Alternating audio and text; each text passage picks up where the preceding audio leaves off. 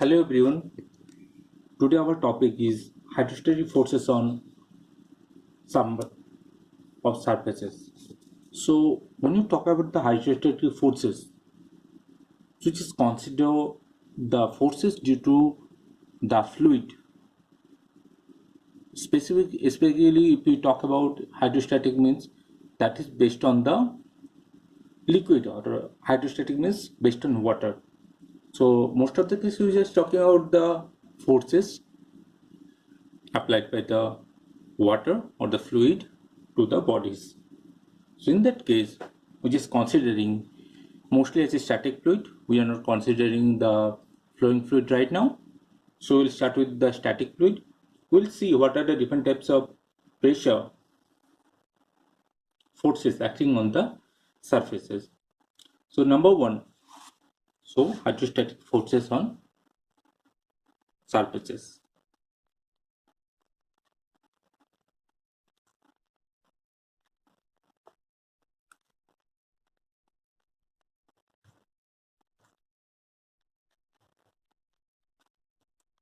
Okay. So this is mainly due to two types of force. Number one is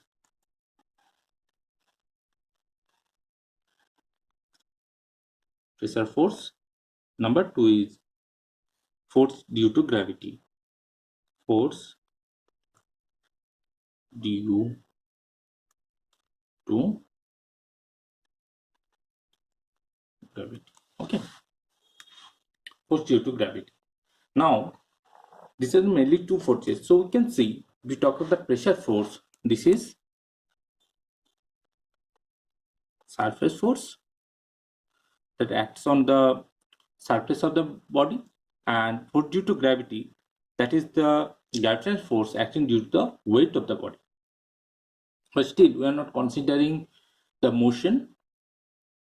Okay, so due to force due to gravity, but not considering any motion of the body due to gravity. Okay. Now our topic is so what are the different types of surface we can get? One is vertical one, vertical surfaces. Number two is horizontal surfaces. Number three, inclined plane surface. Number four is curved surface.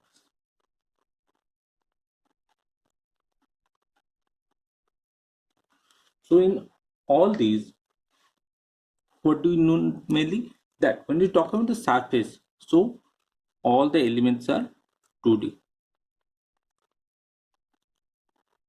So right now we are not considering the 3D bodies and what are the forces acting upon it. So first thing we start with the vertical one. So in case of vertical one, so we'll see or we'll draw the plane first. Okay. So we start with it.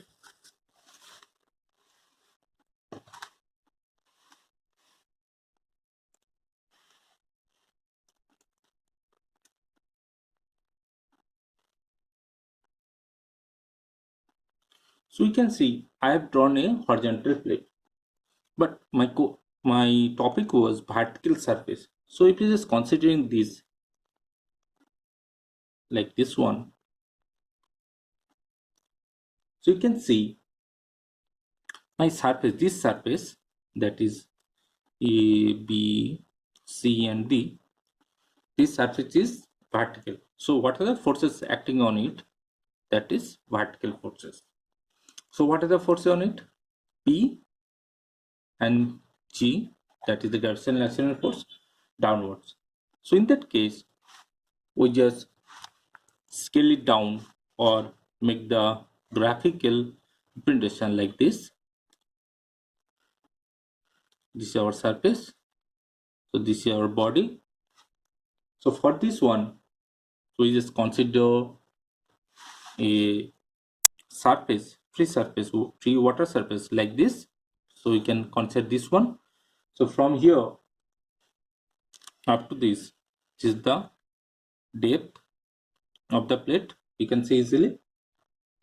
We're just considering the G over here and P over here. We'll talk about why G is upward, why G is downward, why it is not at the same point. If it is P is on the above of G, so there are different conditions. But for the stability, we have considered that point G is above the point P. So up to this, we just consider the height as h bar, and for P, we just considering the height as h star.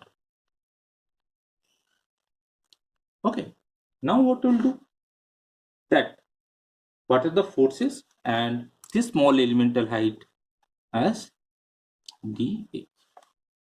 So we have mentioned different types of heights from the free surface. So just consider number one, A equal to the total area of the surface,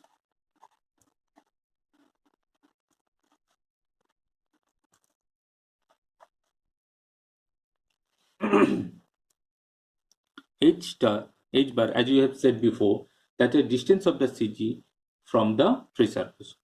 That is distance of CG from free surface.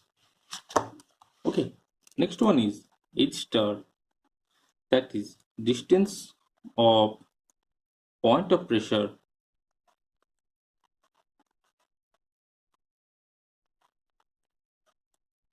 from free surface. Okay, so G is the center of gravity.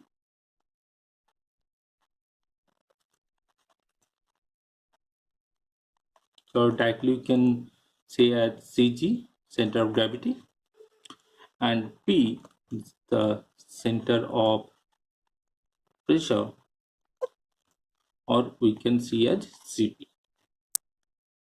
Okay, fine. So let's start with the problem.